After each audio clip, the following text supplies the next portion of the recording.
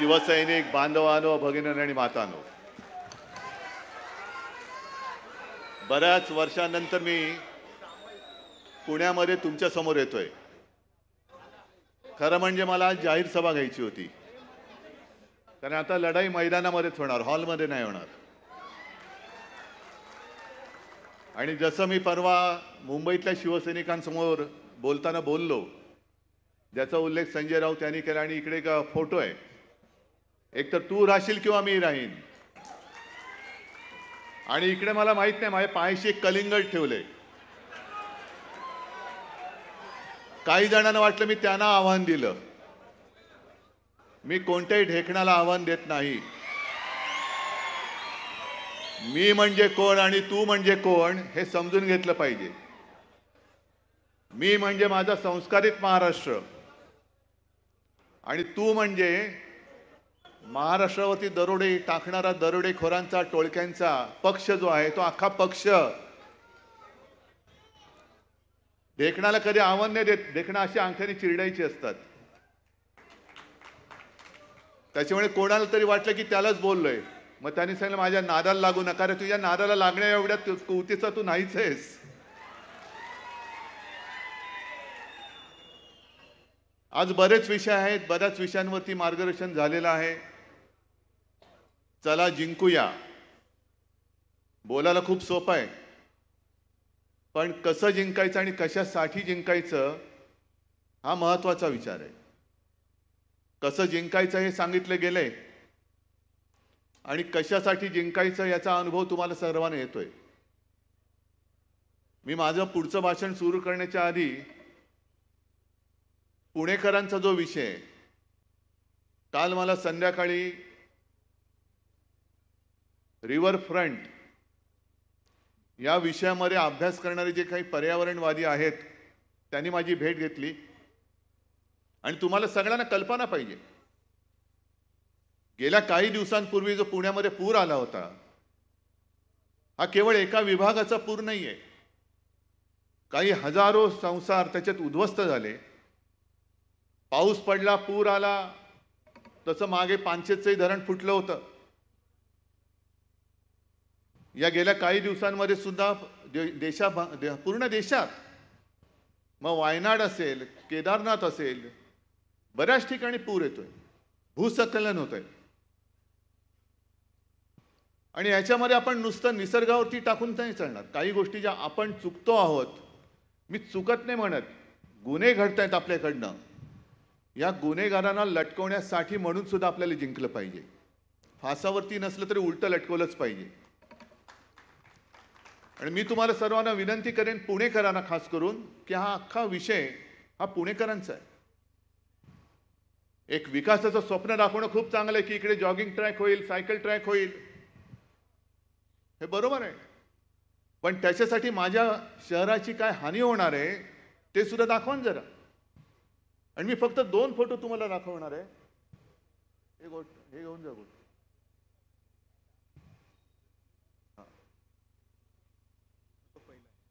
हा पहिला फोटो एक दाखवतोय गुगल मॅपचा.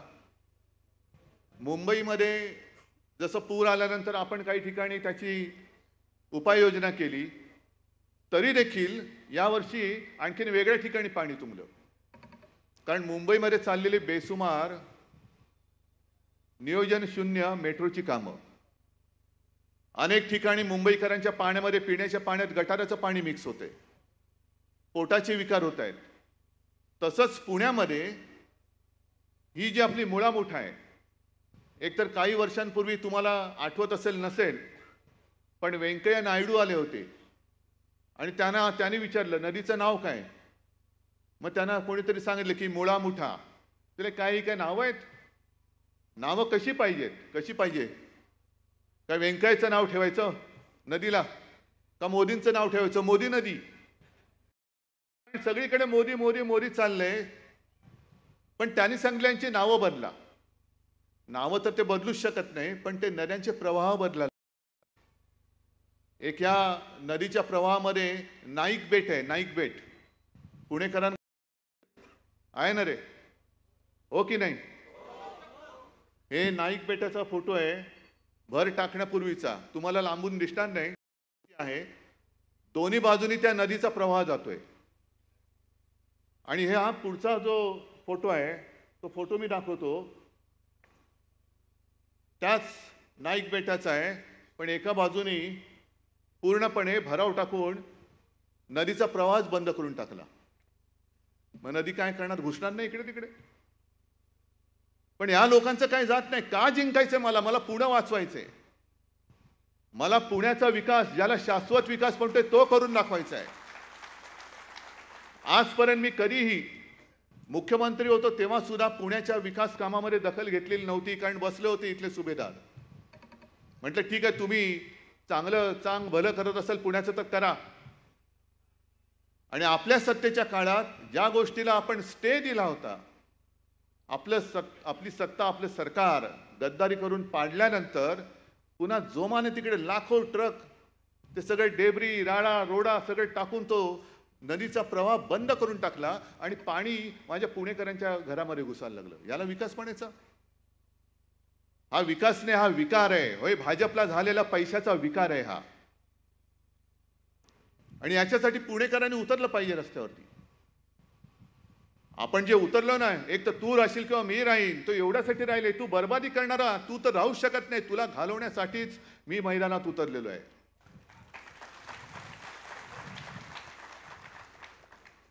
हे बेट कोणाचं आहे? तिकडे भराव कोण टाकतंय?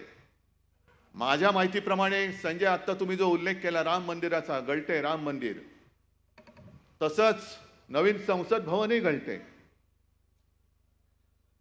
हे जे नवीन संसद भवन आहे ते ज्यांनी बांधलं तोच कॉन्ट्रॅक्टर या नदी बुजवण्याचं काम करतोय, ही माझी माहिती आहे.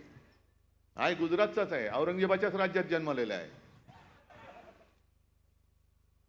मग कॉन्ट्रॅक्टर माझा लाडका. मग काय, पैसे गेले तरी जातील, जाऊ दे, पण माझ्या कॉन्ट्रॅक्टरची तुंबडी भरली पाहिजे. पुणेकर मेला तरी चालेल, पण नदी बंद झालीच पाहिजे. कॉन्ट्रॅक्टरच्या खिशामध्ये पैसा पडलाच पाहिजे. हे कॉन्ट्रॅक्टर सुद्धा त्यांना सांगतोय, जरा 3 महिने थांबवा, नंतर तुमचा सुद्धा हिशोब चुकता केल्याशिवाय राहणार नाही आम्ही. तुमचा हिशोब चुकता करू. अरे 14 महिन्यामध्ये अजून 1 वर्ष झालं नाही नवीन संसद भवन उघडून. 1 वर्ष झालं असेल जेमतेम. किती वर्ष झाली? 1 वर्ष. मोदी जे काँग्रेसकडे हिशोब मागतायत, 60 साल में क्या किया, 70 साल में क्या किया. अरे तुम्ही 12 महिन्यात जे संसद भवन बांधले ते गळते, त्याचा हिशोब पहिला द्या आणि मग आमच्याकडे 70 वर्षाचा हिशोब मागा. 70 साल में क्या किया. तुमचं सगळंच गळतंय. नाही म्हणजे जे बांधलंय ते मी बोलतोय. काय शब्द अर्थाचा अनर्थ करू नका. बाकी कुठे मी काही पाहिलेलं नाही. पण संसद भवन गळते, राम मंदिर गळते, पेपर लीक होत आहेत. सगळं गळती सरकार. याला म्हणायचं नाही तर दुसरं कोणतं आहे? हे गळती सरकार आहे. आणि पुणेकरांसुद्धा मी विचारतोय की गेल्या 10 वर्षापूर्वी जे काही पुणे होतं आणि ज्या एका विश्वासाने, तेव्हा आमचं सुद्धा पाप आहे, आम्ही सुद्धा यांना पाठिंबा दिला होता, हिंदुत्वाच्या वेडापायी दिला होता. मग 10 वर्षापूर्वीचं पुणे अधिक चांगलं होतं की हे सगळं बट्ट्याबोळ झालेलं पुणे अधिक तुम्हाला चांगलं वाटते? ह्याचं उत्तर द्या. आणि मग तू तरी राहशील नंतर मी तरी राहीन, होऊन जाऊ दे, काही असेल. आता काय तुम्ही काय बोललात? खड्ड्याचं पुणे झालंय. सगळीकडेच खड्डे खड्डे, मुंबईत सुद्धा खड्डे.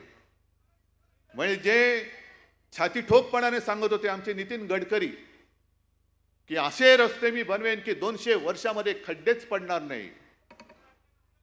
अजूनही मुंबई गोवा रस्ता होत नाहीये. कोकणामध्ये जा, अजून गचके गचके गचके खातच जावं लागतं. गणपती बाप्पा चाकरमानी दरवर्षी तो सीझन आला की सगळे नाटकं होतात, सगळे राजकारणी जातात खड्डे बघायला. मग हे सगळे खड्डे जे आहेत त्याचा एक चांगला फोटो तयार करा आणि एक खड्डा पुरुष म्हणून पुरस्कार द्या त्यांना. खड्डा पुरुष, जसं युगपुरुष असतं तसं खड्डा पुरुष. कोण? हे आमचे टरबूज. जाऊ द्या, कुठेही खड्ड्यात घाला त्याला. गेल्या काही दिवसापूर्वी मला वाटतं ह्याच सभागृहात एक कार्यक्रम झाला असेल बहुतेक ना. झालं होतं की नव्हतं कोणाचा? बालेवाडीला झाला होता. म्हणजे इतिहासामध्ये जर का आपण डोकावलं तर शाहिस्ते खान जरा तरी हुशार होता. त्याचं बोटावरती निभावलं. 3 बोटं इकडे पुण्यातच कापली गेली होती. पुन्हा महाराष्ट्रात नाही आला. नको रे बाबा, बोटावरती निभावलंय. त्यातनं काही शहाणपण यांनी घेतला असता तरी परत आले नसते. पण हे परत आले कशासाठी आले? महाराष्ट्राने जे फटके दिले त्याचे वळ कोणाकोणाच्या अंगावर कुठे कुठे कसे उठले ते वळ बघायला आले होते. अरे तुझ्या कुठे उठला? माझ्या कुठे उठला? आणि त्यांचे मोरके कोण कोण आले होते? अहमद शाह अब्दालीचा राजकीय वंशज अमित शहा. अहमद शाह अब्दाली तो पण शहाच होता. तो अहमद शाह होता. हे अमित शाह आहेत. अहमद शाह अब्दालीचा हा राजकीय वंशज हा इकडे वळवळायला आला होता. आम्हाला हिंदुत्व शिकवतोय.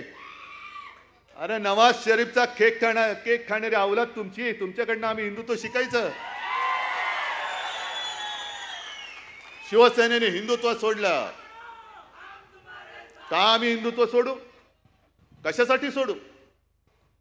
केवळ काँग्रेस सोबत आम्ही गेलो. तुम्ही नालायकपणाने केलं.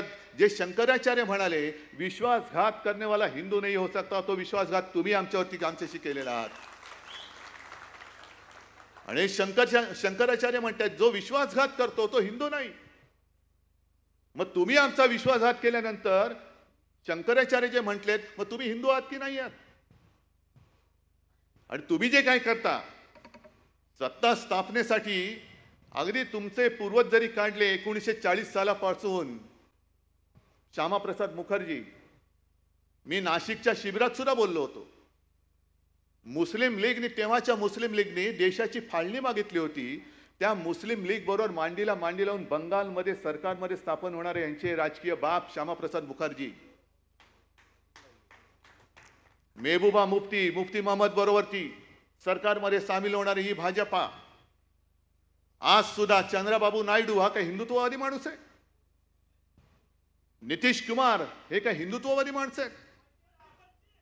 पण त्यांनी मुस्लिम समाज म्हटलेलं आहे त्याच्याकडे डोळे झाक करून आम्ही आमचं सांगतोय. आमचं हिंदुत्व कसं आहे हे आम्ही जाहीरपणाने सांगतोय. अरे पहिले तू कसं आहे अमित शहा ते तरी सांगा ना आम्हाला. एकदा मोदी आम्हाला सांगतात की त्यांचं बालपण हे मुस्लिम कुटुंबियांच्या सोबत गेलेलं आहे. ईदच्या वेळेला ते ताजिया खाल्लं पण जायचे. ईदच्या दिवशी त्यांच्या घरचं जेवण मोदीजींच्या घरी यायचं. मग हे जर तुमचं हिंदुत्व किंवा तुमची धर्माची संकल्पना असेल तर उत्तर प्रदेशमध्ये आता आदित्यनाथनी जे काय लावलं होतं ते कोर्टाने हाणून पाडलं. कावड यात्रा जी वर्षानुवर्ष चालले, त्या मार्गावरती जेवढी दुकानं आहेत त्या दुकानदारांच्या मालकांची नावं त्याच्यावर लावायची. हा हिंदू आहे का मुसलमान आहे? मग मोदींचं हिंदुत्व आम्ही मानू तुमचं आहे म्हणून का ते आदित्यनाथ सांगतायत ते तुमचं हिंदुत्व आहे? तुम्ही वाटेल ते करता. आम्ही काय म्हटलं तर लगेच त्यांनी हिंदुत्व सोडलं. मग आणखीन एक त्यांनी एक शब्द काढलाय, ते हिंदू मुसलमान मुलामुलीचं लग्न झालं आणि काय झालं की लव जिहाद. मग तसं मी म्हणतोय तुम्ही बेशरमपणाने तुमच्या सत्तेसाठी सरकारमधनं माणसं फोडताय, पक्ष फोडताय, पक्ष चोरताय. कोणत्याही पक्षाच्या जाहीरनाम्यामध्ये मुसलमानांसाठी काही जर का असेल तरी देखील तुम्ही त्यांना जवळ करताय. आणि आम्ही आमचं हिंदुत्व जे काय आहे ते सांगितल्यानंतर मुसलमान आमच्या सोबत असतील तर आम्ही औरंगजेबाचे फॅन क्लब. मग तुमचं जे काय चाललंय हा सत्ता जिहाद नाहीये, हा सत्ता जिहाद आहे. सत्तेसाठी वाटेल ते म्हणजे तुम्ही काही करा पण आम्हाला सत्तेत घेताय तर तुम्ही आमचे. आणि म्हणून मी अमित शहाना मुद्दामून काही वाक्य ऐकवण्यासाठी म्हणून हे कागद घेऊन आलेलो आहे. हे कोणी लिहिले? ज्या वेळेला आणीबाणी होती त्या आणीबाणीच्या काळात अनेक जणांना तुरुंगात टाकलं गेलं. सरदार वल्लभभाई पटेलांनंतर इंदिरा गांधींनी तेव्हा RSS वरती बंदी घातली होती. आणि तेव्हाचे जे RSSचे प्रमुख होते बाळासाहेब देवरस हे येरवड्यामध्येच तुरुंगात होते. तुम्ही जे काय आता सांगताय ना संविधान, हत्या दिन, आणि तुम्ही जो काही विरोध केला होता, ती देवरसांची पत्र काढा, ते पुस्तक आहे. आणि ती पत्र वाचल्यानंतर कळेल संघाचा आणीबाणीला पाठिंबा होता का विरोध होता, ते त्या पत्रातून कळेल. पण देवरसांनी 2 पत्र ही तत्कालीन पंतप्रधान इंदिराजींना लिहिली होती. आणि त्याच्यामध्ये संघ म्हणजे काय आहे ते त्यांनी सांगितलं होतं. हिंदी में है, थोड़ा सा पढ़ने की कोशिश करता हूं. त्यांनी सांगितलं की राष्ट्रीय स्वयंसेवक संघ पर सांप्रदायिकता का आरोप करने वाले भी कुछ लोग हैं, पर उनका यह आरोप निराधार है. यद्यपि संघ का कार्यक्षेत्र संप्रति केवल हिंदू समाज तक ही सीमित है, फिर भी किसी अहिंदू के खिलाफ कुछ भी संघ में सिखाया नहीं जाता. संघ में मुसलमानों का द्वेष करना सिखाया जाता है, यह कहना भी सर्वथा असत्य है. इस्लाम धर्म, मोहम्मद पैगंबर, कुरान तथा ईसाई धर्म, ईसा मसीह, बाइबल, इनके संबंध में संघ में अनुचित शब्द का भी प्रयोग नहीं होता. इतना ही नहीं बल्कि सर्व धर्म समभाव यानी एक सत विप्रहा बहुधा वदंती, यह जो हिंदुओं की विशेषता है उसी को संघ सर्वोपरि मानता है. मग हे कोणाचा फॅन क्लब आहे? मग त्या अब्दालीला विचारा, अहमद शहाचा जो वंशज वळवळतो ना इकडे इकडे येऊन बोंबलून गेला, त्यांना विचारा की हे हिंदुत्व म्हणून तुम्हाला संघ नकोय का? निवडणुकीच्या शेवटच्या सुमारास नड्डा जे बोलले होते की आता आम्हाला संघाची गरज नाही, कारण संघाचं हिंदुत्व अमित शहाना मान्य आहे की नाही हे तुमच्या समोर मी जाहीर त्या अहमद शाह अब्दालीच्या राजकीय वंशज अमित शहाना विचारतोय. हे राजकीय वंशज आहेत त्यांचे. तोडा फोडा आणि राज्य करा. मराठी माणसाची सुद्धा जी एक एकजूट आहे, हिंदूंची एकजूट आहे. जातीपाती धर्म भांडणं लावायची, समाजात भांडणं लावायची आणि स्वतःची घरं ही चांगली सजवायची, दुसऱ्यांची घरं जाळायची, त्यांच्या होळ्या पेटवायच्या आणि तुमच्या पोळ्या भाजायच्या. हे हिंदुत्व आमचं छत्रपती शिवाजी महाराजांनी आम्हाला नाही शिकवलं. हे अब्दाली, हे तुमच्या औरंगजेबाने तुम्हाला शिकवलेलं हिंदुत्व असेल कदाचित, ज्याला आम्ही हिंदुत्व मानत नाही, ज्याला आम्ही मानत नाही. हे पुस्तक आहे, त्याच्यामध्ये अनेक देवरसांचे लेख आहेत. आणखीन एक मुद्दा म्हणून तुम्हाला सांगतोय, हे घेऊन जा बाजू. हा, आता यांना संघ का नकोय? कारण आणखीन एक पुढचं एका लेखात त्यांनी म्हटलेलं आहे की कुर्सी लोलूप नेतृत्व फार मोठं आहे, पण एक 4 ओळी वाचतो आणि हे खरंच देवरसांचं कौतुक आहे की त्यांना हे दिसलं होतं की काय तेव्हा मला माहिती नाही की असे नतद्रष्ट संघाचा उपयोग करून सत्तेत येतील आणि संघाच्या त्या ह्याला हरताळ फासतील हे त्यांना ओळखलं होतं. त्यांनी असंच म्हणावं लागेल. आणि त्यांनी जे लिहिलेलं आहे कि सत्ता में जब आदमी आता है, कुर्सी पर बैठता है तो कुर्सी का कुछ न कुछ मोह होने लगता है और आहिस्ता आहिस्ता फिर मेरा दल यह विचार बहुत मात्रा में प्रभावी होता है और सारी नीतियां देश के कल्याण के लिए न होकर या तो खुद के लिए या दल के हित के लिए होने लगती है. किसी ने यदि पूछा कि भाई यह कोई अच्छी बात है क्या, तो कहते हैं हाँ भाई अच्छी तो नहीं है लेकिन करनी पड़ती है. दल के लिए करनी पड़ती है, कुर्सी के लिए करनी पड़ती है. अब्दाली वाचताय किंवा तुमच्या माध्यमातून या चॅनलच्या माध्यमातून ऐकताय, हिंदी में लिखा है. मराठी तो आपके समझ में आने वाली बात नहीं है. मराठीचा जो काही ठसका आहे आणि जो काही फटका आहे लोकसभेमध्ये आम्ही तुम्हाला दिलेला आहे. पण तुम्हाला मराठी इतके वर्ष महाराष्ट्रात राहून कळत नसेल तर मुद्दामून तुमच्याच देवरसाने लिहिलेल्या हिंदीतले हे 4 ओळी ज्या आहेत त्या अब्दाली तुम्ही वाचा. आणि खुर्शीचा मोह काय आहे, पक्षाचा स्वार्थ कसा आहे, त्याच्यासाठी तुम्ही कसं काय सगळी वाट लावून काम करता आहात ते त्यांनी देवरसाने त्यावेळेला लिहून ठेवलेलं आहे. आज इतक्या वर्षानंतर आम्हाला जे वाटत होतं की हिंदुत्व हिंदुत्व हिंदुत्व आहे ना, त्यावेळेला हा एक विचार होता, नक्की होता. पण आम्ही जे काही हिंदुत्व म्हणतोय तो हिंदुत्व हा छत्रपती शिवाजी महाराजांचा जो महाराष्ट्र धर्म आहे त्या महाराष्ट्राला धर्माला पुढे नेणारं आमचं हिंदुत्व आहे, साधू संतांचं हिंदुत्व आहे. आणि मी का तडफेने उतरलोय, एक गोष्ट आपण लक्षात घेतली पाहिजे की आपण जेव्हा म्हणतो हर हर महादेव, जय भवानी जय शिवाजी. काय आपल्याला अधिकार काय आहे? छत्रपती शिवाजी महाराजांकडनं असं आपण काय घेतलंय की त्यांच्या जयंत्या आपण साजऱ्या करतोय, राज्याभिषेक दिन साजरा करतोय, अगदी दैवतासारखी त्याची पूजा करतोय. जर महाराज तुमच्या समोर उभे राहिले आणि विचारलं काय रे तू असं माझ्याकडनं काय घेतलंस की असा मोठा रुबाबात माझं नाव घेतोयस, काय घेतलंस नेमकं? तर मला असं वाटतं आत्ताच्या काळामध्ये आपण तोच एक त्यांचा गुण घेतला पाहिजे. मिर्झा राजे जयसिंग हिंदूच होता, पण औरंगजेबाच्या पदरी त्याचे पाय चाटणारा सरदार होता. जसे हे गद्दार तिकडे गेलेत आपलं सरकार पाडून, तसंच प्रत्येक वेळेला भगव्याला घात भगव्याचा कोणी केला असेल तर तो शत्रूने नाही केला तर गद्दारांनी केलेला आहे. गद्दारांनी आपला घात केलाय. मग तो आपल्या छत्रपती संभाजी राजेंचा असेल, स्वराज्याचा असेल, घात केला तो आपल्या गद्दारांनी केला. आणि त्याही काळामध्ये मिर्झा राजे जो का आला प्रचंड समुद्रासारखं सैन्य घेऊन, आणि त्यांनी ओळखलं होतं की हा माणूस वेगळा आहे, हा राजा वेगळा आहे, ह्याचा जो जीव आहे तो सिंहासनात नाही अडकलेला, तो जनतेमध्ये अडकलेला आहे. कारण हे रयतेचं राज्य आहे. रयत म्हटल्यानंतर कोणत्याही इतर वस्तूपेक्षा जनतेचा प्राण हा महत्वाचा आहे. शेतकऱ्याच्या भाजीच्या देठाला सुद्धा हात लागता कामा नये, हे जर का आदेश देणारा हा राजा असेल तर त्याचा जीव हा जनतेत अडकलाय. म्हणून त्यांनी जनतेची कत्तल सुरू केली. आणि जनतेची कत्तल सुरू केल्यानंतर महाराजांसमोर पर्याय नव्हता, शरण जावं लागलं.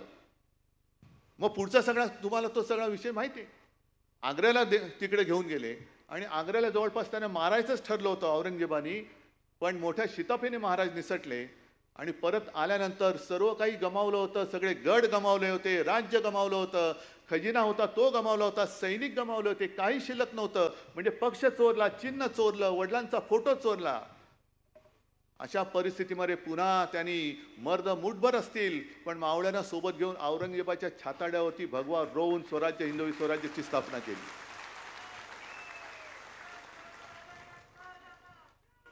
मग आपण हे नाही करू शकत? आपण नाही करू शकत? अरे तेव्हाची लढाई वेगळी होती. तेव्हा ईडी, इन्कम टॅक्स, सीबीआय नव्हतं. सरळ तलवार घेऊन यायचे आणि जे मी म्हणतो ना, तू राहशील किंवा मी राहीन. जसा सिंहगडाच्या वेळेला तानाजी आणि तो उदयसिंग म्हणजे समोरासमोर भिडायचे, लढाई व्हायची, रक्तबंब वाढवायचे, कोणाचा हात कापला जायचा, कोणाची गर्दन छाटली जायची, कोणाचे पाय जायचे. तरी देखील उभं राहिलं का? चला जिंकूया. हा महाराजांनी तेव्हा सुद्धा एक आदेश दिला असेल, चला जिंकूया. का? कारण सगळं जे काही संकट आलं होतं ते संकट नेस्तनाबूत करून पुन्हा माझा पवित्र भगवा, हा हिंदू संस्कृतीचा भगवा, हा तिकडे मला रोवायलाच पाहिजे. त्या जिद्दीने महाराज परत आले आणि त्यांनी तो रोवून दाखवला. म्हणून आपण त्यांची पूजा करतो. मग इतिहासामध्ये आपली नोंद काय झाली पाहिजे? अरे नुसते नाव घेणारे होते नाही. मी तर असा विचार करतो की माझं प्रत्येक पाऊल छत्रपती शिवाजी महाराज आणि बाळासाहेब बघतायत की हा काय करतोय. शिवसेना प्रमुखांनी शिवसेनेची जबाबदारी माझ्यावरती सोपवली. शिवसेना म्हणजे नुसती यांच्यासारखा भाकड जनता पक्ष नाही, तर अन्याय जाळून टाकणारी मशाल आणि निखारा आहे तो निखारा. त्या निखाऱ्याची जबाबदारी त्यांनी माझ्यावरती सोपवलेली आहे. निखाऱ्याची जबाबदारी पेळणं हे फार मोठं काम आहे. मशाल सुद्धा हातामध्ये पेळणं हे फार मोठं काम आहे. कारण जी मशाल अन्याय जाळू शकते तीच मशाल घर सुद्धा जाळू शकते. आणि म्हणून मी जी मशाल निशाणी निवडलेली आहे ती जाणीवपूर्वक निवडलेली आहे. ठीक आहे, आज सुद्धा माझं आव्हान आहे, तुम्ही पक्ष चोरला, चिन्ह चोरलं, सुप्रीम कोर्टामध्ये निकाल लागणार आहे. उद्या का 6 तारखेला सुनावणी आहे. आमचा न्यायदेवतेवरती विश्वास आहे. येत्या 5, 10, 50 वर्षामध्ये निकाल नक्की लागेल. ना आता एवढा आमचा विश्वास आहे, आमचा अंधविश्वास आहे न्यायदेवतेवरती. एक 50 वर्षामध्ये निकाल नक्की लागेल. पण तो निकाल लागायचा तेव्हा लागेल मी जनतेच्या न्यायालयामध्ये निकाल मागण्यासाठी न्याय मागायला आलेलो आहे. आणि आजचं हे जे शिबिर आहे, हे शिबिर आणि तुम्ही सगळे माझे शिवसेनेचे वकील आहात. जनता आपला न्यायाधीश आहे आणि त्या न्यायाधीशाकडे जाऊन आपल्या संघटनेची, आपल्या शिवसेनेची बाजू मांडणारे तुम्ही शिवसेनेचे दूत आहात, शिवसेनेचे वकील आहात. ही जनता न्यायालयामध्ये सुनावणी आजपासून सुरू झाले आणि निवडणुकीचा निकाल लागेल तेव्हा जनतेच्या रूपाने बसलेला तिकडे तो जनता जनार्दन रूपी न्यायाधीश असेल, त्यांनी दिलेला न्याय हा आपल्या बाजूने असेल, हा मला आत्मविश्वास आहे. हा मला आत्मविश्वास आहे. बाकी कोर्टाला सुद्धा मी विनंती अनेकदा केलेली आहे. एक शेवटची विनंती करतो, नाही तर आम्ही आता नाद सोडतो. लोकशाही ही केवळ शिवसेनेची लढाई नाहीये. अपात्रतेचा निर्णय, अहो आता संपली, टर्म संपली. आता उद्या जरी त्यांना अपात्र ठरवलं तरी देखील उद्याची निवडणूक लढवू शकतात. मग आम्हाला मिळाला कुठे नाही. पण आज आम्ही तुमच्याकडे एका आशेने बघतोय की दिवसा ढवळ्या लोकशाहीचा खून करून चोर बाजार मांडणारे खुनी जर का आमच्या राज्यावरती राज्य करत असतील तर आम्ही कोर्टाकडनं अपेक्षा केल्यानंतर तिथून जर न्याय मिळायला विलंब होत असेल तर दुसरा आम्ही कोणाकडनं अपेक्षा करायची न्यायाची? मी माझ्या जनतेकडनंच करणार. कारण जनताच मग त्याला साक्षीदार आहे. जो गद्दारांनी चोर बाजार मांडलेला आहे संपूर्ण, आणि आता रेवड्या उडवत आहेत. एक तर लुटालूट प्रचंड चाललेली आहे. म्हणजे पुण्यामध्ये लुटतायत, मुंबईमध्ये लुटतायत, सगळीकडे कॉन्ट्रॅक्टर आणि कॉन्ट्रॅक्टर देऊन टाकतायत आणि त्या रूपाने पैसा उभारतात. हाच पैसा या निवडणुकीमध्ये वापरणार आणि हे कमी पडतंय. म्हणून आता लाडकी बहीण असेल, आणखीन काही असेल, म्हणजे तुम्ही लाच घेऊन मतं विकत घ्यायला बघताय. महाराष्ट्र हा स्वाभिमानाने जगणार आहे, भिकेवरती जगणारा महाराष्ट्र नाहीये. महाराष्ट्राला पाहिजे ते हक्काचं पाहिजे. आज सुद्धा त्या माऊलीला आपण मदत केली. शेतकरी काय मागतात ते द्या, त्या माऊलीला 1500 रुपये द्या, तिचा मुलगा येतोय परत. ज्या घरामध्ये शेतकऱ्यांनी आत्महत्या केल्या, अनेक घरामध्ये बेकार तरुण आहेत. तरुण गेल्या 10 वर्षापूर्वी काय त्यांचं वय होतं, आज त्यांचं काय वय आहे, आणि त्या घरामध्ये तुम्ही त्याच्या बहिणीला, त्याच्या आईला 1500 रुपये देऊन काय सांगणार आहात? 1500 रुपयामध्ये घर चालवणार आहात? मग हक्काचं द्यायचं नाही. जर तुम्ही हक्काचं मागाल तर याद राखा, मोदी आणि अब्दालीची हीच योजना आहे. आम्ही देऊ त्याच्यावरती जगा, पण हक्काचं कमवाल तर आम्ही तुमच्या मागे ईडी, इन्कम टॅक्स, सीबीआय लावू. इकडे स्वाभिमानाने नाही जगायचं, ताटमानेने जगाल तर याद राखा तुरुंगात टाकू. आमच्या समोर याल तर हातामध्ये भिकेचा कटोरा घेऊन आणि खाली मान घालून यायला पाहिजे. हे तुम्हाला मंजूर आहे? आणि ह्यालाच मी म्हणतो, एक तर मी तरी राहीन, नाही तर तू तरी राहशील. अन्यायावरती वार करणार तरी राहील, नाहीतर अन्याय करणार तरी राहील. हा लढा उद्धव ठाकरेचा नाहीये, हा लढा केवळ शिवसेनेचा नाहीये, हा लढा माझ्या छत्रपतींच्या महाराष्ट्राचा आहे. दरवेळेला जे आपण सांगतो, सेनापती बापटांचा दाखला देतो, महाराष्ट्र आधार या भारताचा, तो आधार भारत आज महाराष्ट्रामध्ये शोधतोय. आणि एकदा आपण हे करून दाखवले. आज सुद्धा माझ्याकडे जे येतात, इतर राज्यातनं काही लोक येतात, ममता दीदी येऊन गेल्या, आणखीन काही लोक येऊन गेले आणि अनेक जण येऊन सांगतात की उद्धवजी आपने देश को दिशा दिखाई. 1 डिसेंबर जानेवारी पर्यंत या हुकुमशहाच्या विरुद्ध बोलण्याची कोणाची हिंमत होत नव्हती, ती महाराष्ट्राने दाखवली, म्हणून आपण हा लढा देऊ शकलो. आहे ना, ही तर आपली परंपरा आहे, अन्यायाविरुद्ध लढणं. त्याही काळामध्ये आम्ही शाळेमध्ये हे सगळं शिकलो, तुम्ही पण शिकलेला आहात. आपल्या शाळेची पुस्तकं एकच होती, धडे एकच होते, पण नुसते वाचून मार्क मिळवण्यासाठी ते धडे नव्हते, तर आयुष्यामध्ये ते संस्कार गिरवण्यासाठी म्हणून ते धडे होते. लोकमान्य टिळकांना जे म्हणतात असंतोषाचे जनक, स्वराज्य हा माझा जन्मसिद्ध हक्क आहे आणि तो मी मिळवणारच. मग तेच आज आम्ही म्हणतोय. त्या काळामध्ये जसे टिळक हे महाराष्ट्राचे एक मराठी माणूस देशातल्या इंग्रजांच्या विरुद्धचा असंतोषाचा जनक झाला, तसं आज ह्या मोदी शहांच्या हुकुमशाही विरुद्ध माझा महाराष्ट्र आणि माझी शिवसेना ही आजच्या हुकुमशाहीच्या विरुद्धची असंतोषाची जनक आहे.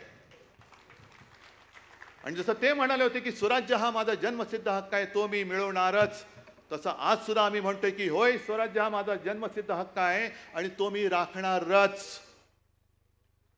म्हणून आम्हाला जिंकायचंय. कारण ही नुसती एवढ्या जागा पाहिजेत, तेवढ्या जागा पाहिजेत नाही, मला अख्खा महाराष्ट्र पाहिजे. मला महाराष्ट्राचा काना कोपरा हा स्वाभिमानाने उठलेला पाहिजे, पेटलेला पाहिजे.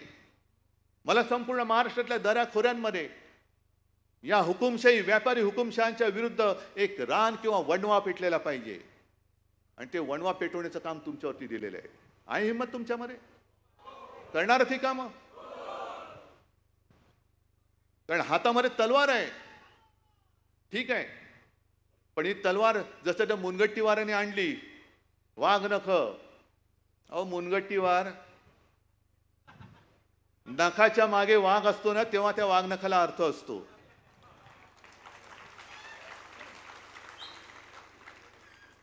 त्या वाघ नखाने अफजल खानाचा कोथळा काढलेले आहेत की नाही हा विषय वेगळा आहे पण त्या नखाच्या मागे शिवाजी राजा म्हणून वाघ होता म्हणून त्या नखाला महत्व आहे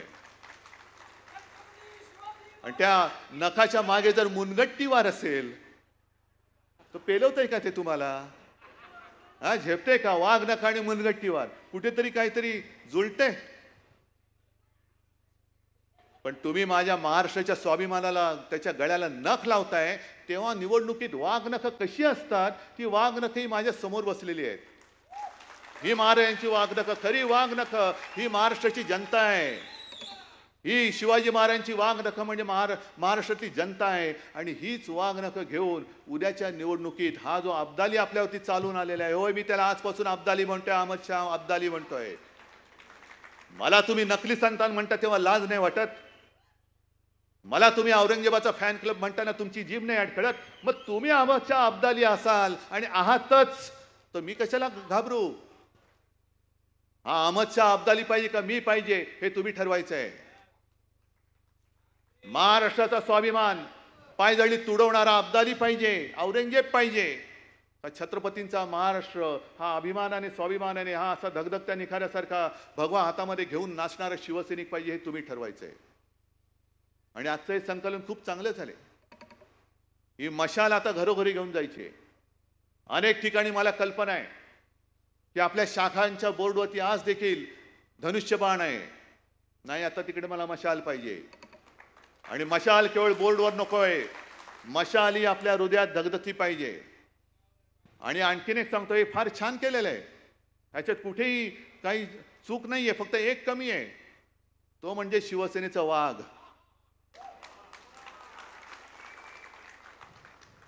जो मुनगट्टीवारकडे नाहीये जो भाजपकडे नाहीये तुम्ही नख घेऊन बसा पण वाघ माझ्याकडे आहे त्याच्यामुळे आम्हाला ती भीती दाखवू नका ही निवडणूक तुम्ही कधीही घ्या ठीक आहे पावसाचं थैमान आहे पण त्याच्यानंतर पावसाचं थैमान झाल्यानंतर भगव्याचं थैमान सुरू होईल भगवं वादळ या महाराष्ट्रामध्ये येईल आणि अमित शहाना सांगतोय अब्दालीला सांगतोय की या लोकसभेत जेवढे वळ तुमच्यावरती उमटलेत त्याच्यापेक्षा जसं संजय तुम्ही बोललात ना शिवसेना प्रमुख म्हणायचे की माझ्या पाठीवरती आता एवढे वार झालेत की वार करायला जागा नाही तसं या विधानसभेच्या निकालानंतर अब्दाली तुमच्या भाजपवरती एवढे वळ उठतील की पुन्हा वळ उठवायला जागा शिल्लक नसेल आणि मग तुमची वळवळ ही महाराष्ट्रामध्ये कायमची गाडली गेलेली असेल आणि ती गाडण्यासाठी सज्ज व्हा हातामध्ये मशाल घ्या आणि ह्या